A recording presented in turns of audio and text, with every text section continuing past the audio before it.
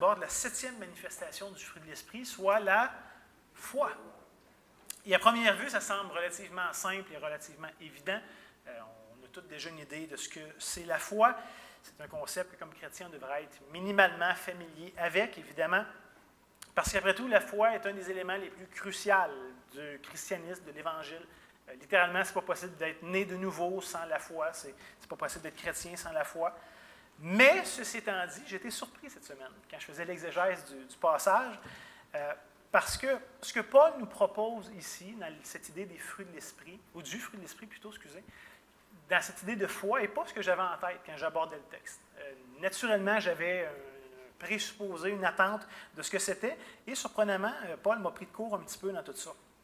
Parce qu'on pourrait naïvement penser que Paul présente le fruit de l'esprit, ou la foi, comme étant l'acte de croire en Dieu ou en ses promesses. C'est souvent la définition, la manière qu'on utilise le mot foi. Fait que de placer notre foi, notre espérance, notre confiance en quelqu'un ou en quelque chose.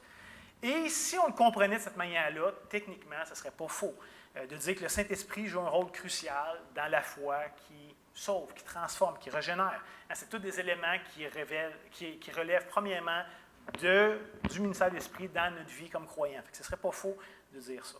Donc, dans ce sens-là, ce serait logique de comprendre la foi comme étant une manifestation naturelle ou évidente de l'Esprit dans la vie du croyant. L'Esprit qui nous amène à croire, faire confiance en Dieu. Ce ne serait pas faux de croire ça. D'autres textes mentionnent ce rôle-là du Saint-Esprit. Pourtant, comme je l'ai dit, je vous propose que ce n'est pas du tout ce que l'apôtre Paul a en tête ici, lorsqu'il mentionne la foi.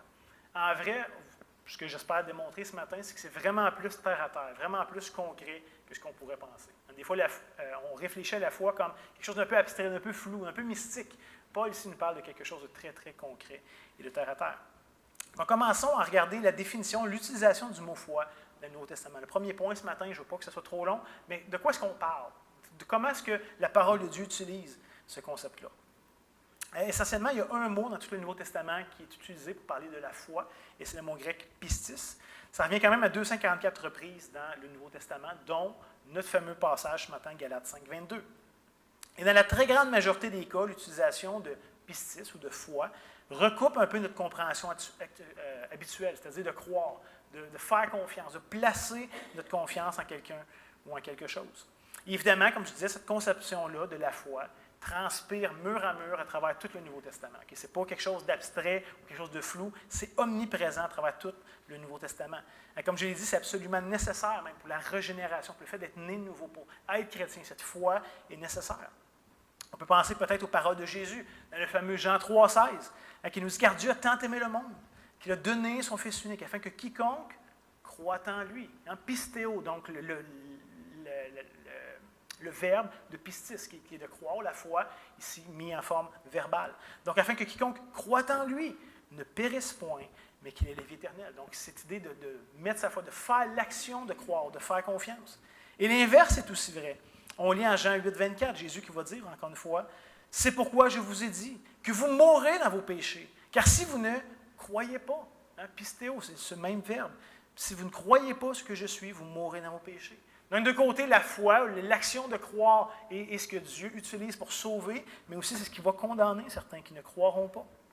On a ce texte classique en Hébreux chapitre 11, verset 6, que vous connaissez certainement, qui nous dit « Or, sans la foi, pistis, ce même mot, il est impossible de lui être agréable, car il faut que celui qui s'approche de Dieu croit, pistéo, que Dieu existe et qu'il est le rémunérateur de ceux qui le cherchent. » Donc, voyez-vous, la foi joue un rôle absolument central.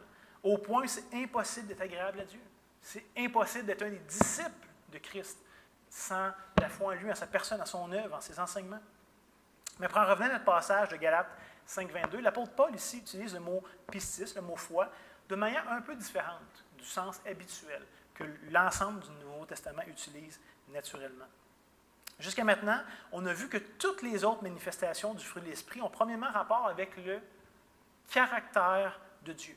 L'amour, la joie, la paix, la patience, la bonté, la bienveillance, la douceur et la maîtrise de soi. Je n'ai pas mis foi volontairement. Mais tout ça prenne premièrement leur origine en Dieu. Ça exprime le caractère de Dieu. Et c'est le prolongement de la vie de Dieu dans la vie des chrétiens. Donc, on est appelé finalement à incarner ce que Dieu est. C'est ça le fruit de l'Esprit. Et si on comprend que tous ces éléments-là sont une représentation du caractère de Dieu, il n'y a aucune raison de penser que Paul ici introduit quelque chose de complètement différent au beau milieu de sa liste. Et si on pense de foi comme l'acte de croire, ça nous révèle quoi de Dieu? Est-ce que Dieu a besoin de croire? Croire en lui? Croire en quelque chose d'autre que lui? Tout d'un coup, ça devient un peu flou et ambigu. Et donc, comme pour toutes les autres manifestations du fruit de l'Esprit, on devrait aussi chercher à comprendre l'idée de foi ou de pistis comme la description du caractère de Dieu, qui est révélé par celui ou celle qui est habité ou conduit par l'Esprit de Dieu. Fait que je propose donc ici que ce n'est pas l'idée de croire, comme la foi, ce qu'on comprend habituellement, mais c'est plutôt l'idée d'être nous-mêmes croyables, ou on pourrait dire fidèles. Hein? Et c'est pour ça, entre autres, que plusieurs versions de la Bible vont traduire pistis dans Galates 5.22 par fidélité et pas par foi, parce que ça exprime ce concept-là. Et il y a quand même quelques occurrences dans le Nouveau Testament qui utilisent ce mot de la même manière. Donc, comprenons aussi que dans le contexte, l'idée de la foi ne décrit pas notre capacité de croire en Dieu, à ses promesses, aussi important que ce soit. C'est crucial. Mais ça nous parle quand même plutôt aussi d'une personne qui est reconnue pour être loyale, pour être persévérante, pour être digne de confiance. Quelqu'un qui a fait ses preuves, quelqu'un sur qui je peux me fier, quelqu'un qui est fidèle. En bon québécois, quelqu'un sur qui je peux truster. Hein? C'est ça que ça nous parle, c'est l'idée d'être fidèle. Donc, dans notre contexte, l'idée de la foi, ce n'est pas ce qu'une personne exerce envers l'autre, mais c'est ce que les autres sont appelés à exercer envers nous. C'est l'idée qu'une personne a une vie intègre, une vie honnête, au point que les autres peuvent lui faire confiance. Au point que les autres, jusqu'à un certain point, peuvent placer leur foi en lui. Il va faire ce qu'il dit. C'est quelqu'un de fiable, de fidèle. Et avant de parler de nous, comment c'est appelé à se manifester dans nos vies, parce qu'évidemment, c'est le fruit de l'Esprit que l'Esprit veut produire dans nos vies, mais regardons premièrement comment ça s'exprime chez Dieu, comment ça révèle son caractère, qu'est-ce que ça nous apprend de lui. Hein, donc, c'est mon deuxième point ce matin, la fidélité est premièrement une caractéristique divine. Comme je l'ai mentionné, toutes les autres manifestations du fruit de l'Esprit trouvent leur origine en Dieu, qui est l'auteur, qui est la source de ces choses-là. Ce n'est pas les hommes qui ont inventé ça, c'est déjà présent en Dieu depuis toujours. Dieu en est le moteur, en est l'exemple parfait. Et la foi ou la fidélité ne fait pas exception à ça. Lorsqu'on lit les Écritures, on voit d'une façon évidente que l'Éternel est celui qui n'a jamais failli à aucune de ses promesses, aucune de ses alliances, aucun de ses engagements. Il n'a jamais menti. Il n'a jamais trompé, il n'a jamais abusé qui que ce soit, il n'a jamais abandonné qui que ce soit. Il est toujours disponible, toujours engagé, toujours fidèle envers sa création, mais spécialement envers son peuple. Et honnêtement, je ne pense pas exagérer en disant qu'on n'aurait probablement pas de la semaine, de juste passer occurrence après occurrence dans la Bible qui nous parle de cette fidélité de Dieu-là. Soit qu'il l'affirme ouvertement, ou soit qu'il le démontre à travers des récits et des circonstances. S'il y a un point qui est clair lorsqu'on lit les Écritures, c'est qu'on voit d'une façon évidente que l'Éternel est fidèle. Et que c'est quelque chose qui le définit très bien. Permettez-moi donc ce matin de regarder, de prendre quelques minutes pour nous aider à apprécier qu'est-ce que le Nouveau Testament dit là-dessus. Et je limite au Nouveau, pas parce que l'Ancien ne parle pas, au contraire, c'est parce qu'il y a tellement de choses qu'on serait capable de se perdre longtemps. L'Ancien Testament regorge de passages qui affirment que Dieu est fidèle, qu'il ne change pas, qu'il ne peut mentir, que sa fidélité va subsister de génération en génération, etc., en plus de le manifester dans toutes sortes de contextes. Mais le Nouveau Testament est intéressant, plus concis, mais tout aussi profond, tout aussi affirmatif sur ce sujet-là.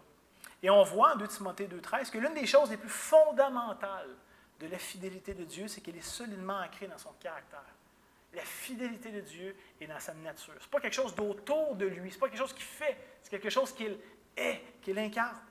Alors Paul va écrire, « Si nous sommes infidèles, il demeure fidèle. » Pistos, qui est l'adjectif, il demeure fidèle, car il ne peut se renier lui-même.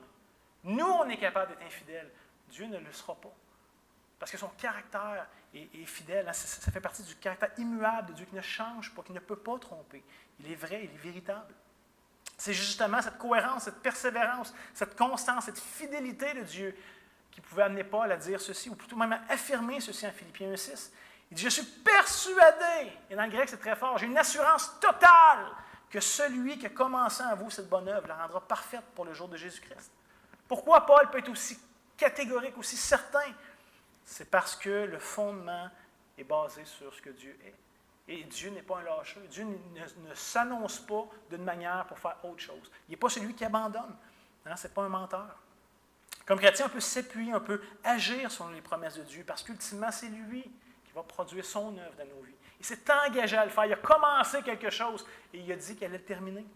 On lit 1 Thessaloniciens 5, les versets 23-24. « Que le Dieu de paix vous sanctifie lui-même tout entier, et que tout votre être, l'esprit, l'âme et le corps, soient conservés irrépréhensibles lors de l'avènement de notre Seigneur Jésus-Christ. Celui qui vous a appelé est fidèle. » Pistos, c'est lui qui le fera.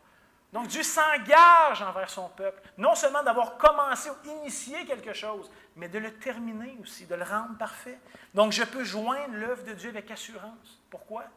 Parce que Dieu va le faire. Donc, il m'annonce qu'il s'en va dans cette direction-là. Il m'invite à joindre ce travail de sanctification avec lui.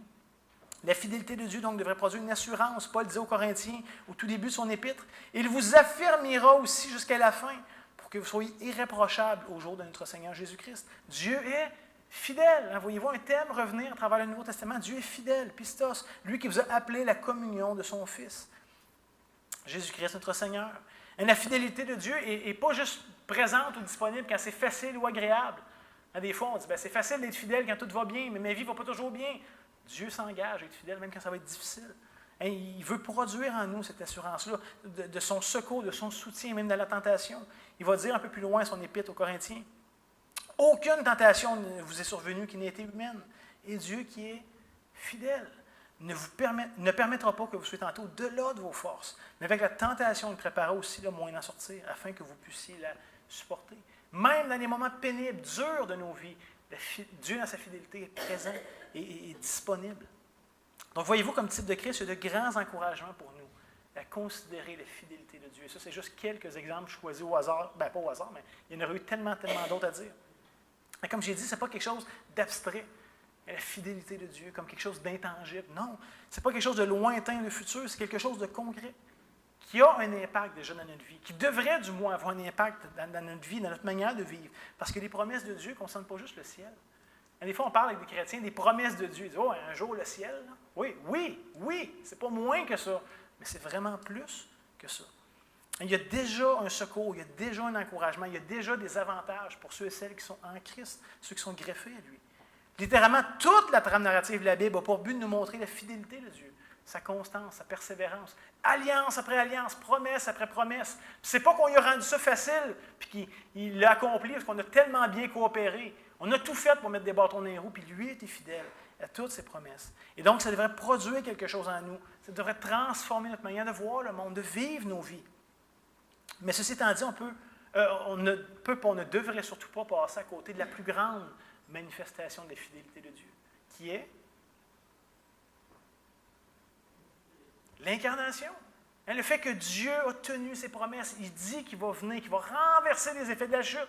Depuis le tout début, depuis le livre de la Genèse, c'est annoncé. Et un jour, Christ vient, la deuxième personne de la Trinité s'incarne. Jésus est l'accomplissement ultime, l'expression ultime de la fidélité de Dieu à ses promesses, à ses alliances. Et ce n'est pas parce que c'était facile et agréable qu'il l'a fait. C'était excessivement peinant et difficile, mais il l'avait promis et il allait l'accomplir. Jésus est le summum de toutes les promesses que Dieu a faites.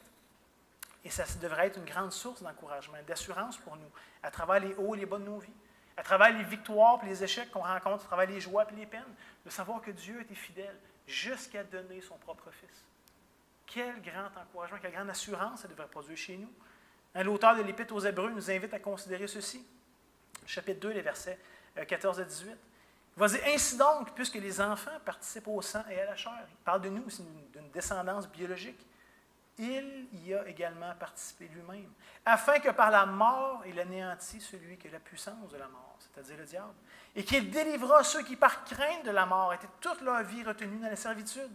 Car assurément, ce n'est pas à des anges qu'il vient en aide, mais c'était la postérité d'Abraham, c'était la lignée promise, le peuple qui veut se racheter. En conséquence, il a dû être rendu semblable en toutes choses à ses frères, afin qu'il fût un souverain sacrificateur miséricordieux et fidèle, pistos, dans le service de Dieu, pour faire l'expiation des péchés du peuple, car ayant été tenté lui-même dans ce qu'il a souffert, il peut secourir ceux qui sont tentés.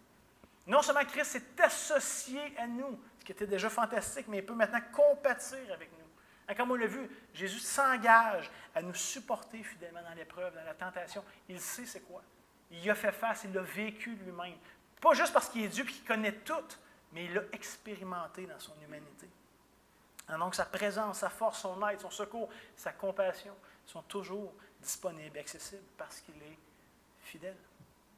Voyez-vous, de considérer l'œuvre de Christ en notre faveur devrait certainement nous remplir de confiance, puis de zèle, puis d'assurance, puis de joie dans notre lutte contre le péché. Ça devrait produire en nous une motivation renouvelée de vivre de manière digne de lui. Je ne suis pas livré à moi-même. Je ne suis pas abandonné. Dieu m'accompagne. Il m'appelle à ça. Et il va le produire dans ma vie. L'auteur de l'Épître aux Hébreux nous disait ceci dans ce passage bien connu, qu'on a vu l'été passé dans les héros de la foi. Il dit, nous donc aussi, puisque nous sommes environnés d'une si grande nuée de témoins. C'est qui ces fameux témoins-là? C'est tous des gens qui ont aussi vu, connu, goûté, expérimenté la fidélité de Dieu dans leur vie. Toute la liste qui est donnée, c'est des gens qui ont vu.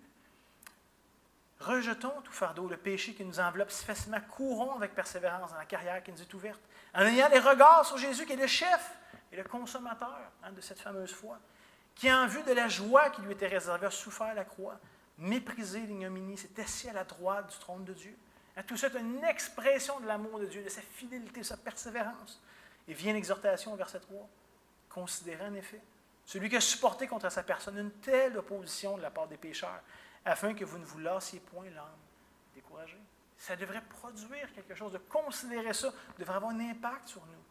Ça devrait stimuler notre foi, stimuler notre désir de marcher avec Christ, de s'harmoniser avec Dieu. Parce que vous savez comme moi, la vie dans notre monde brisé ne sera pas de tout repos. Si moindrement vous expérimentez la vraie vie, ça vient avec des hauts et des bas, puis des difficultés, puis des joies. Mais malgré tout, on peut persévérer, on peut avoir un point de vue optimiste de tout ça, parce qu'on connaît la fin de l'histoire.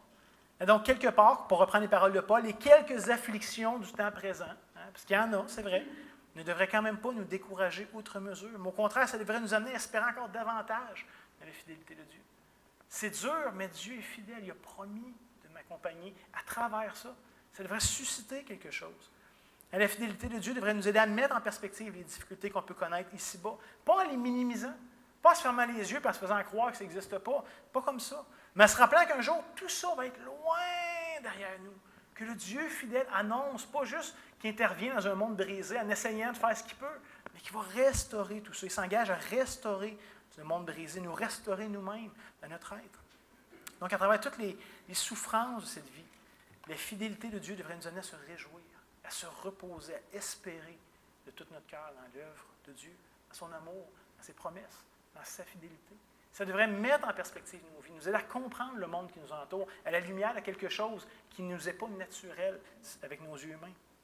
C'était l'encouragement d'ailleurs que Christ voulait donner aux premiers chrétiens vers la fin du premier siècle qui souffraient une persécution atroce, terrible, et qui étaient découragés, qui se disaient, est-ce qu'on a vraiment fait la bonne affaire de croire dans ce Jésus-là?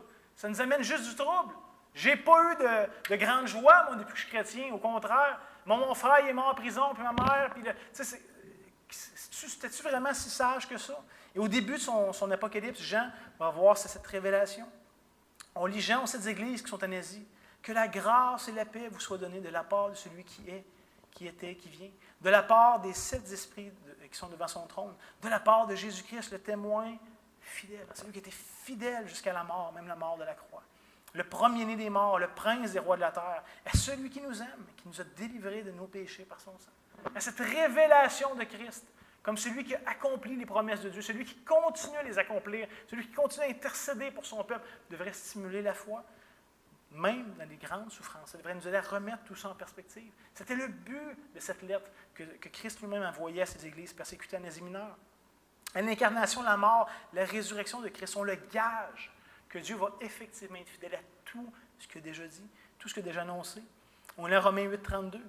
Lui qui n'a point épargné son propre fils. Paul ici veut faire un argument. Là. Lui qui n'a point épargné son propre fils, mais qui l'a livré pour nous tous. Comment ne nous donnera-t-il pas aussi toute chose avec lui? Il a donné ce qu'il y avait de plus important, de plus précieux. L'ensemble, la grande majorité de ce qui était imposant et important de ces promesses-là, il l'a déjà donné. Est-ce qu'il va s'astiner pour les 2-3 petites choses à côté, vous pensez?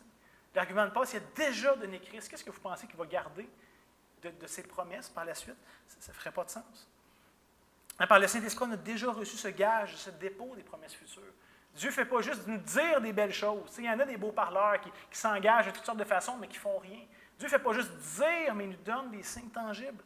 Paul va rappeler aux Éphésiens, en lui, vous aussi, après avoir entendu la parole de la vérité, l'évangile de votre salut, en lui, vous avez cru et vous avez été scellés du Saint-Esprit qui avait été promis, lequel est un gage, un héritage, un dépôt. Il y a déjà quelque chose qui a été versé d'avance, ce qui garantit qu'on va avoir le paiement final. C'est l'image ici que Paul utilise. Dieu ne fait pas juste de belles promesses, il nous démontre sa fidélité, il nous donne des évidences, il nous habite de son esprit, il nous renouvelle, il nous régénère, il produit son fruit en nous. Mais en même temps, c'est un rappel qu'on n'a pas encore reçu l'entièreté des promesses. Le fait qu'on a juste reçu un dépôt ou un gage, ça devrait nous dire tout n'est pas encore pleinement accompli. Et c'est vrai, on est dans l'attente de quelque chose de futur. Malgré, comme j'ai dit, le plus gros morceau déjà est accompli. La résurrection de Christ, le fait qu'il soit élevé à la droite du Père, qu'il soit rentré dans son règne, qu'il soit le roi souverain, qu'il a reçu tout pouvoir, toute autorité. Tout ça est déjà fait. On n'est pas dans l'attente que ça se fasse, c'est déjà accompli. On attend juste la manifestation de ce règne, qui est un détail dans tout l'évangile du salut. Il y a déjà tout ça. Et on sait que la fin de l'histoire va être glorieuse. L'Apocalypse se termine, pas littéralement, mais au chapitre 19, en disant « Puis je vis le ciel ouvert, et voici paru un cheval blanc. » Christ qui va être manifeste, son règne qui va être manifeste. Celui qui l'a monté s'appelle fidèle et véritable. Pistos et aletheia. Vérité ou véritable ici. Il juge et combat avec justice. Il est celui qui va accomplir tout ce qu'il a promis, jusque dans les moindres détails. Et le dernier chapitre de la Bible, Apocalypse 21, on y lit « Il essuiera toute larme de leurs yeux. La mort ne sera plus, il n'y aura plus ni deuil, ni cri, ni douleur, car les premières choses ont disparu. » Pouvez-vous imaginer un monde comme ça? Pouvez-vous imaginer quelque chose de renouvelé, de restauré au point que tout ce qui était mauvais d'ici, qu'on a connu, qui nous a peinés, tout ça va disparaître.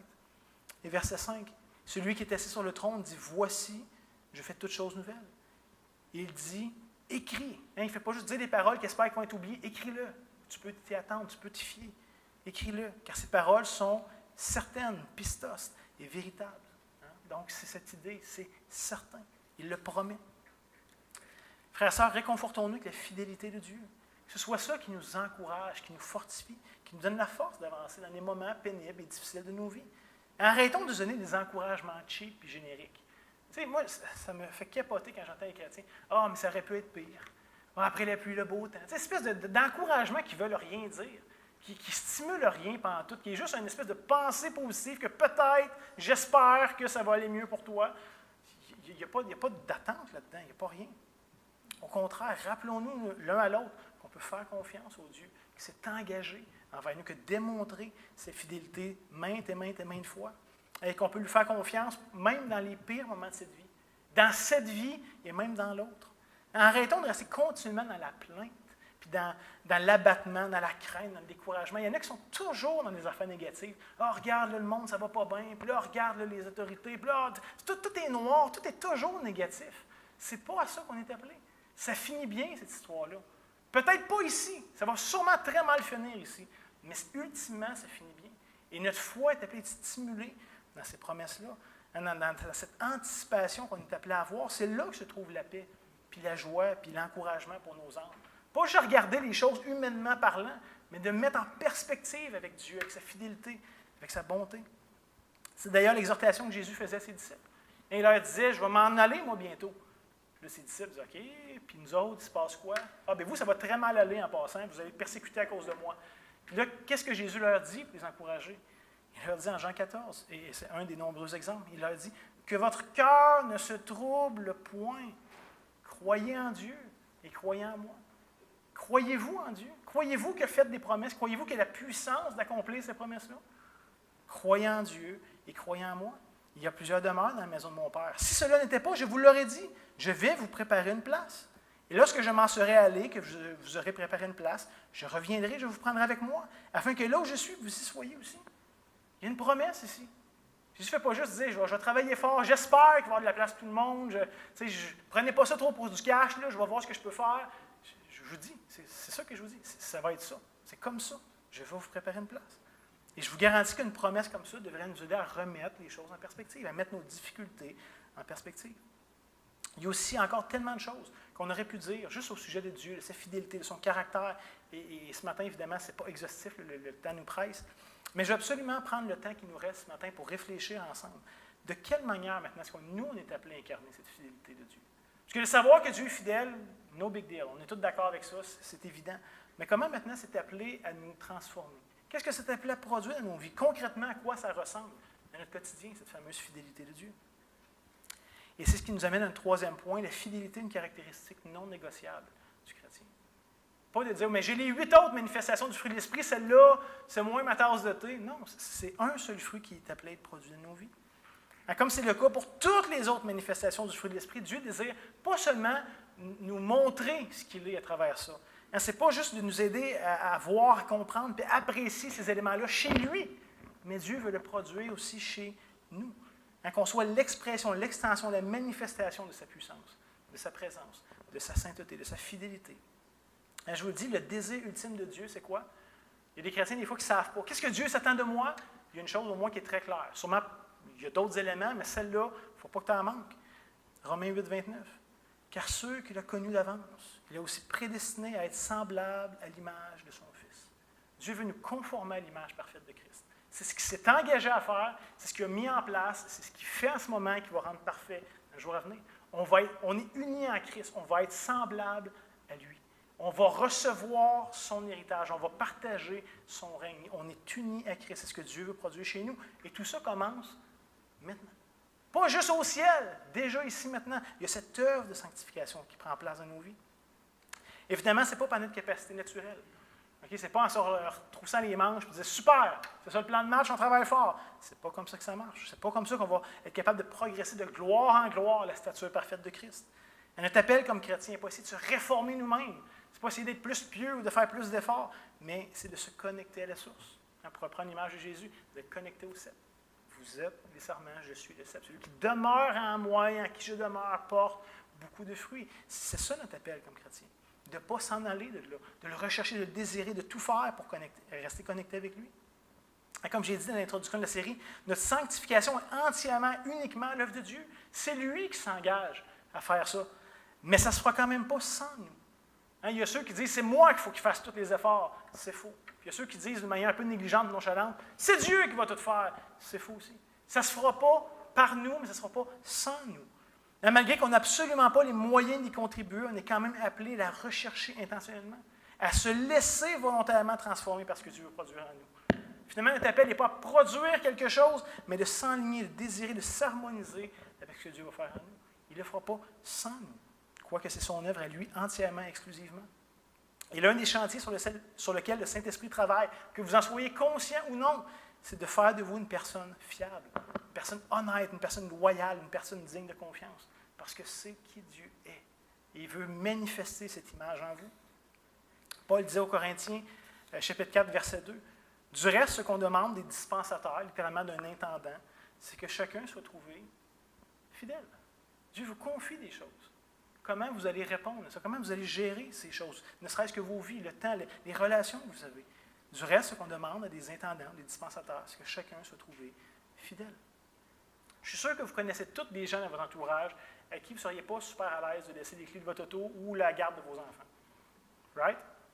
Il y a tous des gens, vous n'êtes pas obligé de les nommer, mais c'est évident. Il y a des gens qui ont fait beaucoup moins confiance que d'autres. Pas nécessairement parce qu'ils sont bêtes et méchants, c'est pas ça le point, mais simplement parce qu'on n'a pas l'impression qu'ils méritent notre confiance. À tort ou à raison, des fois c'est notre jugement qui peut être erroné, mais il y a des gens comme ça autour de nous.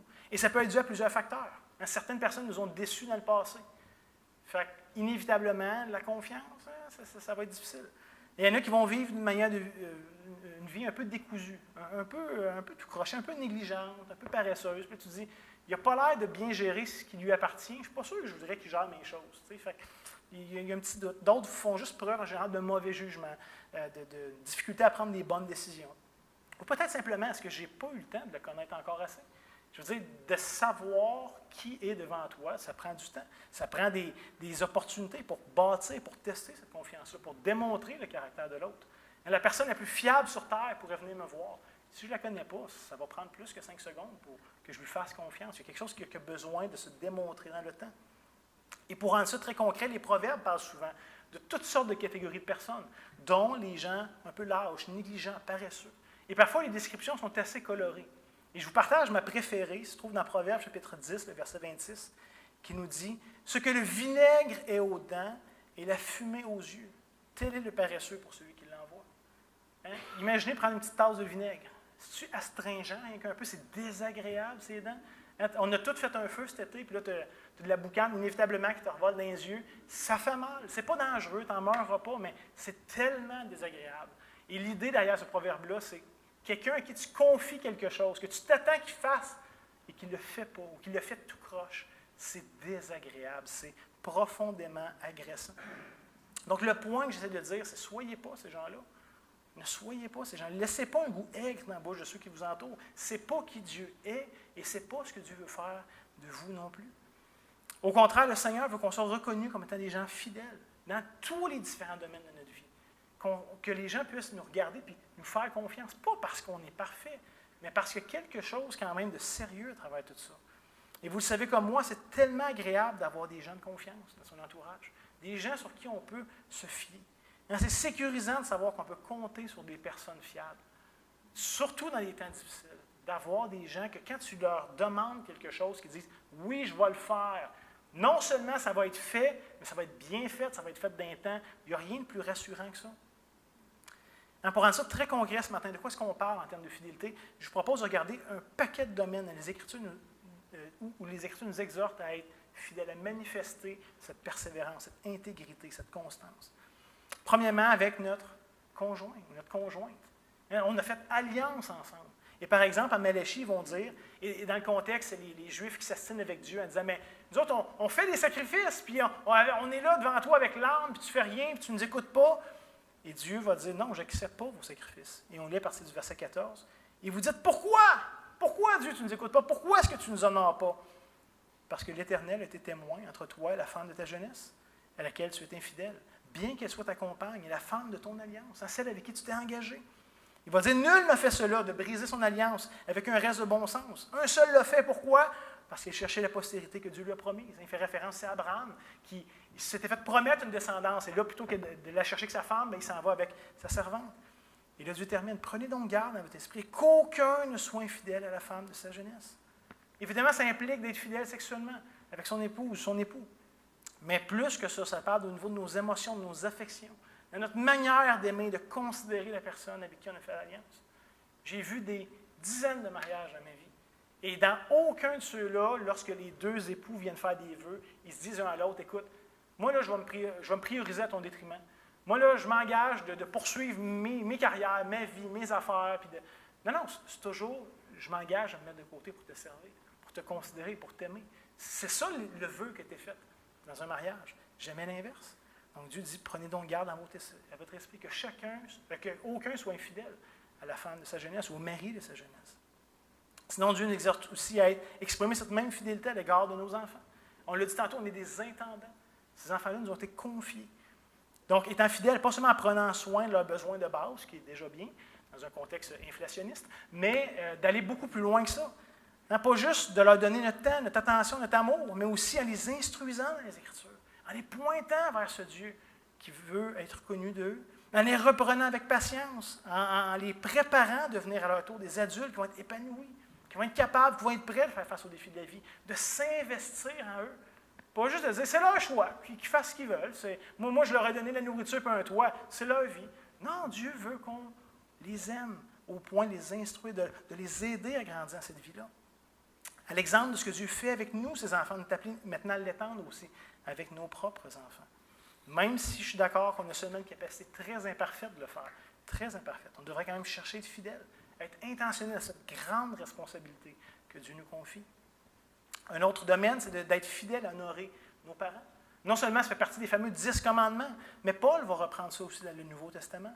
Il va dire par exemple en 1 Timothée 5,4, « Si une veuve a des enfants ou des petits-enfants, qu'ils apprennent avant tout à exercer la piété envers leur propre famille et à rendre à leurs parents ce qu'ils ont reçu d'eux, car cela est agréable à Dieu. » Quelques versets plus loin, il va dire, « Si quelqu'un n'a pas soin des siens, principalement ceux de sa famille, il a renié la foi. » Pistis. Il est pire qu'un infidèle.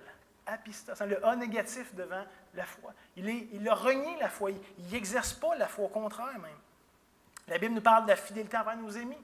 les gens qui ont un accès particulier à nos vies. Vous connaissez ce texte, Proverbe 17, L'ami aime en tout temps. Dans le malheur, elle se montre un frère. C'est surtout dans les moments difficiles de nos vies, dans les malheurs, qu'on a besoin d'avoir des gens autour de nous qui nous aident, qui nous supportent. Et c'est là qu'on voit nos vrais amis.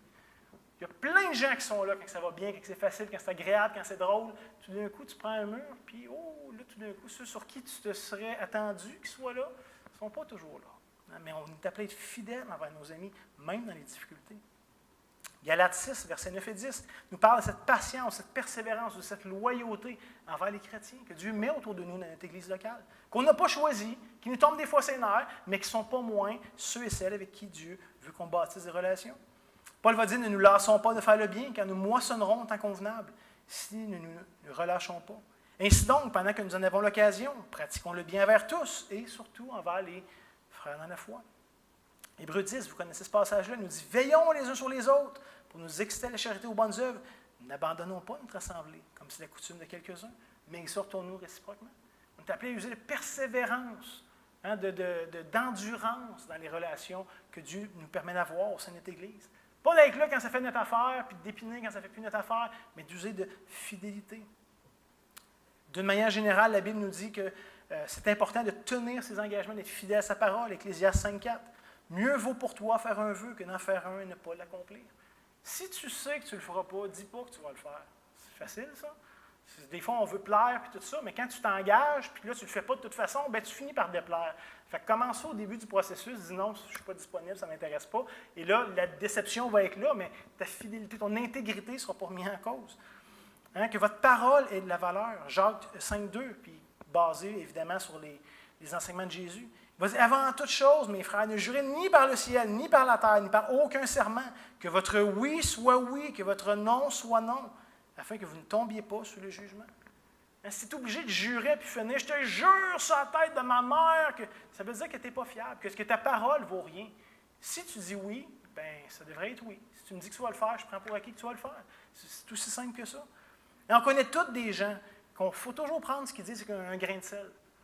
Soit parce qu'ils exagèrent un peu les choses, soit parce qu'ils relayent un paquet de fausses nouvelles sans vraiment discernement, sans rien checker, ou juste parce que sa vie n'est pas digne de confiance. Tu sais, il y a des gens qui vont te dire des choses, tu dis « OK, c'est intéressant, j'aimerais ça que ce soit vrai. » Je vais les valider, par exemple, parce que c'est ça, c'est pas acquis, la confiance. Le Proverbe 11.1 nous parle de l'intégrité, de la fiabilité dans les affaires en général. Il dit, la balance fausse est en horreur à l'Éternel, mais le poids juste lui est agréable. Es-tu fidèle? Es-tu intègre dans tes finances, dans l'aspect des affaires? Romains 13, 6 et 7 nous parle de l'intégrité envers les autorités. Jésus aussi a beaucoup enseigné là-dessus. Il dit, c'est pourquoi, aussi pour cela, que vous payez des impôts, car les magistrats sont des ministres de Dieu, entièrement appliqués à cette fonction. Rendez à tous ce qui leur est dû.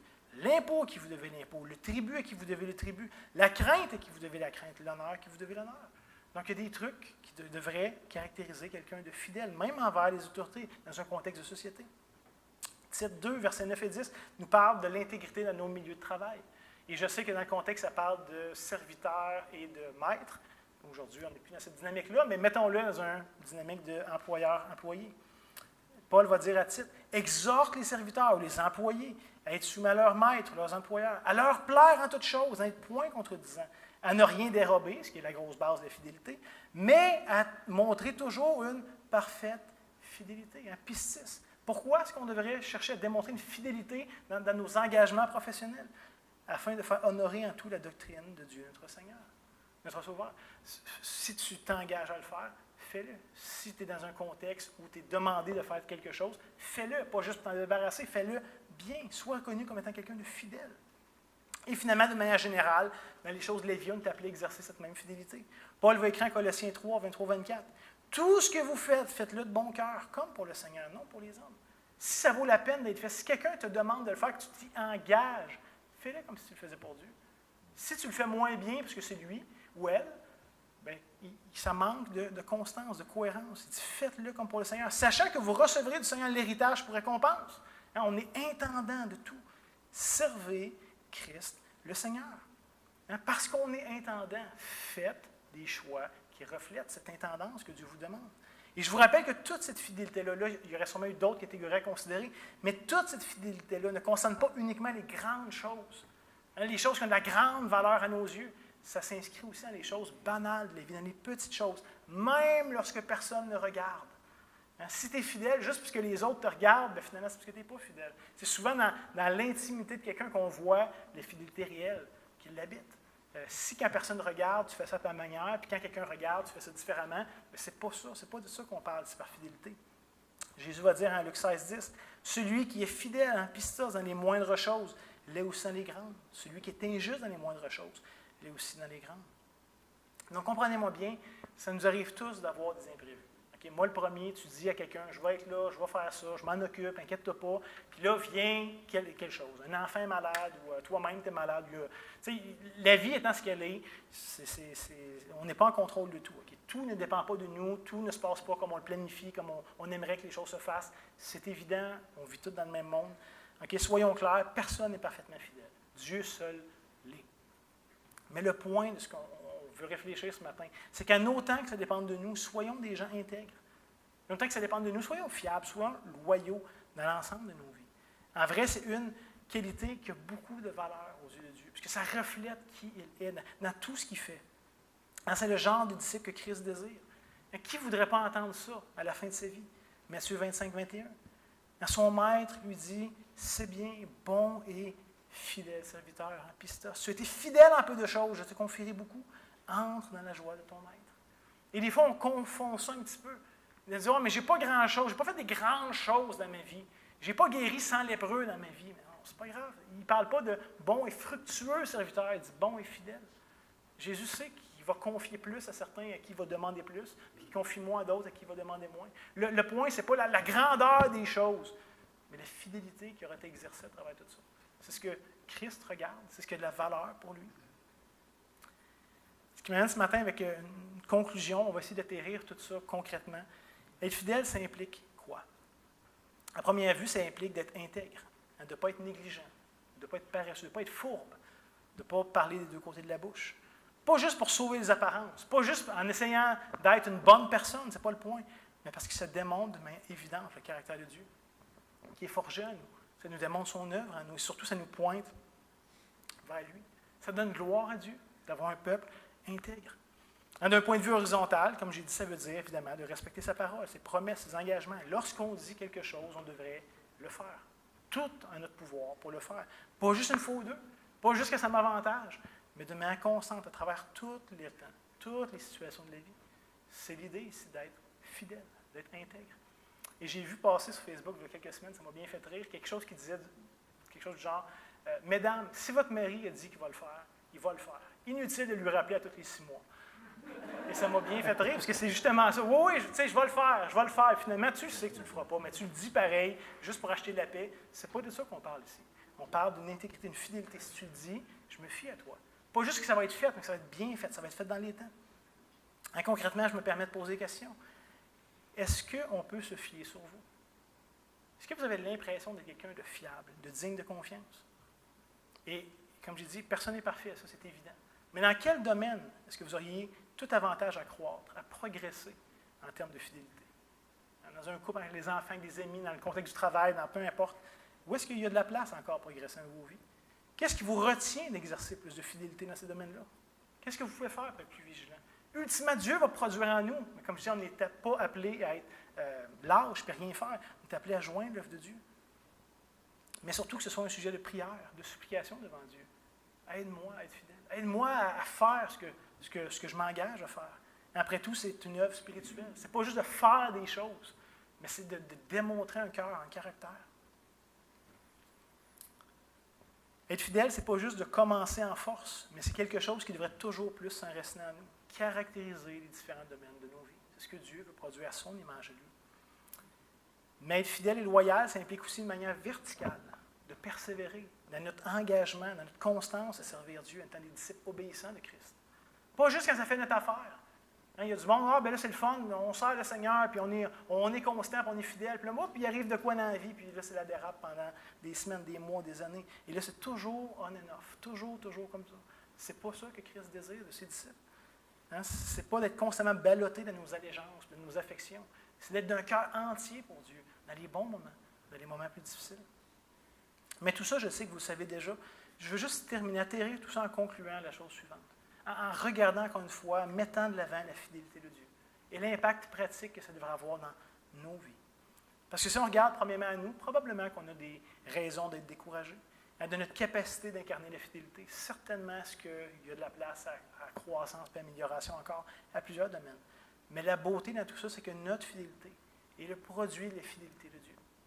Ce n'est pas nous qui montons vers le Dieu fidèle, c'est le Dieu fidèle qui est venu vers nous. Et c'est parce que Dieu a été fidèle envers nous et continue à l'être que ça devrait produire en nous une réponse qui est la fidélité. Je termine avec ces deux textes qui j'espère, vont être des encouragements pour nous dans ce domaine-là. Le premier se trouve en Hébreux, chapitre 10, le verset 19 à 23, qui est un encouragement aux chrétiens, de manière générale, basé sur la fidélité de Dieu. L'auteur va écrire « Ainsi donc, frères, puisque nous avons au moyen du sang de Jésus une libre entrée dans le sanctuaire, par la route nouvelle et vivante qu'il a inaugurée pour nous à travers le voile, c'est-à-dire de sa chair. Et puisque nous avons un souverain sacrificateur établi sur la maison de Dieu, et puisque tout ça est vrai, que tout ça a déjà pris place, parce que Dieu était fidèle à ses promesses. Maintenant, qu'est-ce que ça produit, verset 22? Approchons-nous avec un cœur sincère, dans la plénitude de la foi, les cœurs purifiés de mauvaise conscience, le corps lavé de nos purs. Retenons fermement la profession de notre espérance. Pourquoi? Car celui qui a fait la promesse est fidèle. Que la bonté de Dieu, que la fidélité de Dieu produise en nous une fidélité, que ce soit le moteur, que ce soit la reconnaissance de nos vies. Et je termine avec un Jean 1, versets 8 et 9. Et surtout, rappelons-nous qu'on peut toujours aller vers le Dieu fidèle. Si nous sommes infidèles, lui demeure fidèle, car il ne peut se renier lui-même. Et on lit, si nous disons que nous n'avons pas péché, nous nous séduisons nous-mêmes, la vérité n'est pas en nous. Si nous confessons nos péchés, il est fidèle. Pistos, il est fidèle et juste pour nous les pardonner et pour nous purifier de toute iniquité. En Christ, on a ce souverain sacrificateur parfait qui peut compatir avec nous, qui peut supporter nos faiblesses, qui nous accueille dans tous nos manquements. Donc, n'hésitons jamais à faire appel à ce Dieu fidèle, même lorsque nous, on ne l'est pas. Des fois, on a tendance à dire, je vais me retirer et je vais attendre de faire mieux pour venir voir Dieu. La beauté, c'est que Dieu est fidèle, on peut aller vers lui dans toute occasion. Et que ça produise en nous une joie, une assurance, un repos que rien d'autre peut donner d'autre que l'Évangile. Prions ensemble. Éternel notre Dieu, toi qui es fidèle, vraiment c'est quelque chose qui te décrit bien. Pas qu'on t'a donné des raisons de l'être, mais tu l'es par nature. Et on l'a vu dans nos vies personnelles, on le voit dans ta parole, on le voit dans l'histoire de ce monde, que tu accomplis ce que tu t'engages à faire. Et Seigneur, on veut te louer pour ça. On veut être profondément reconnaissant à tous égards pour ta fidélité. Seigneur, aide-nous à s'y accrocher contre vents et marées. Aide-nous à mettre nos vies en perspective du fait que tu es là, que tu compatis, que tu nous aimes et qu'un jour tu vas racheter tout ça, que tu vas recréer ce monde, que tu vas nous recréer nous-mêmes et qu'on ne sera plus dans cette dynamique où c'est tellement facile d'être infidèle. Seigneur, on le fait aux autres, les autres nous le font, ça crée toutes sortes de problèmes et de conflits. Mais on aspire au jour où enfin, on va pouvoir incarner pleinement ce que tu es. Mais en attendant, Seigneur, aide-nous, soutiens-nous, produis cette œuvre, produis en nous ce vouloir se faire, toujours davantage, qu'on soit caractérisé par des gens fidèles, des gens justes, des gens persévérants, des gens sur qui on peut compter, dignes de confiance. Seigneur, pas tant pour se flatter notre ego, mais parce que ça pointe vers toi et ça te donne gloire. S'il te plaît, produis-le en nous. Et aide-nous à le rechercher, à célébrer toutes les occasions où on te voit être fidèle, où on est fidèle les uns vers les autres. Seigneur, ça vient de toi et c'est bon, c'est un fruit d'évangile, on veut le célébrer ensemble. Mais Seigneur, on n'est pas rendu, mais on te demande ton aide pour se rendre jusque-là, parce que toi, tu vas nous rendre jusque-là, parce que tu es fidèle. Seigneur Jésus, c'est dans ton beau et précieux nom qu'on veut se remettre et te demander ces choses. Amen. Donc, sur ce, je vous souhaite de passer une bonne semaine. Que le Seigneur vous accompagne.